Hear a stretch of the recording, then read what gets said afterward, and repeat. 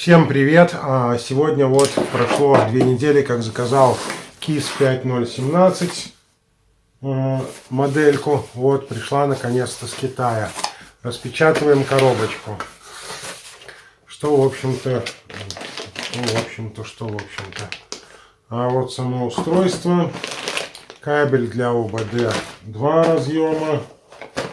Ну, собственно говоря, все, что должно быть, все, что есть по описанию, присутствует. И сам компакт-диск с программами. Если верить продавцу, то на этом устройстве у нас нет таймера 50 срабатываний только. Единственное, что обязательно, когда подключено само устройство, очень важный пункт, нельзя ни в коем случае пускать компьютер в интернет, а то устройство само заблокируется. Ну, вот, собственно говоря, такая вот вещица. Ну что ж, будем подключать, будем проверять. Так, запускаем сам программный продукт. Не забываем, как я вам сказал, ни в коем случае, чтобы компьютер в это время не был подключен к интернету. Можно ожидать, пока он досчитает. Можно, в общем-то, нажать сразу skip, сократить. Выбираем автомобиль легковой. Ну вот у нас сейчас Mazda 6 пришла. Выбираем, находим сам автомобиль Mazda, значит. Потом, так, вот он. Выбираем 6-ю модельку, судя по году. Значит, вот что у нас есть. Блок управления, там, код мотора GG, 143 лошадиные силы. Вот, его, собственно, и выбираем здесь. Нажимаем ОК. Ноутбук довольно не быстрый. Я бы даже сказал, что немножко медленный. Вот, посмотрим Help, который нам советует посмотреть перед тем, как мы будем начинать процедуру. Ну, здесь обычно советуют, что может быть, какие косяки вылезти, как последовательно лучше поступать. В Help довольно грамотно все, в общем-то, описано, за что им огромнейшее спасибо.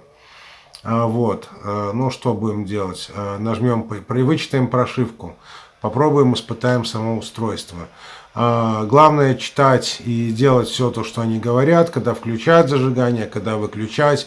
В общем-то, все это постоянно написано на экране. Никакого самовольничества. Вот, выключаем опять зажигание. Сейчас оно быстро у нас считывает ID самой машинки, сверяет, та ли машина выбрана, не та ли. Может быть, если не та машина выбрана будет, то посоветует опять же изменить, внести изменения другие при выборе самого транспортного средства. Вот, опять просит включить зажигание, включаем. Вот, в общем-то, ID машины. Все соответствует, она даже довольна. Начать процесс. Да, нажмем начать. Вот она говорит, опять выключить зажигание. Поначалу заколеб будет жить жесточайше. Но ничего, главное делать то, что она просит, и никакого самовольничества. Я, пожалуй, запущу немного ускоренно, чтобы вам долго не ждать. На самом деле, говорю сразу, это я в 5 раз увеличил скорость сейчас видео. Читает она где-то порядка, может быть, 5-6 минут сам процесс.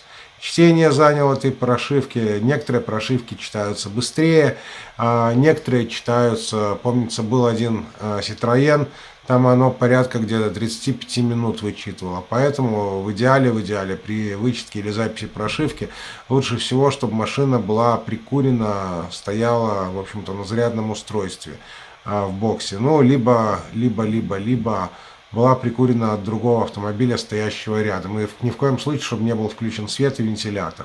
С этого начинается проверка. Вот она предлагает сохранить. Значит, прошивочку машинки, назовем ее Mazda 6 GG, чтобы искать было проще. Вот, бэкап великая вещь. Сохраняем. После этого она опять нас просит выключить зажигание.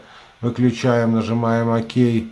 Она говорит, что вычетка сделана полностью, ну и само собой собирает лог по окончанию процедуры. В общем-то, тоже сохраняет его в бэкап. Если вдруг по какой-то причине мы сделаем что-то не то или сделали что-то не то, лог нам пригодится для того, чтобы восстановить потом прошивку. Довольно удобно в этом плане устройство. Но об этом мы еще поговорим, сделаем его более плотный обзор еще позже. Спасибо всем за просмотр. Как видите, приспособление работает. Сегодня еще ссылка на то место, где я его приобрел, будет находиться внизу под видео. Ставьте лайки, если видео оказалось вам полезным. Подписывайтесь на наш канал. Внизу в комментариях пишите, обзор какого оборудования вы бы хотели увидеть на нашем канале в ближайшее время. Спасибо за просмотр. До скорых встреч. Пока-пока.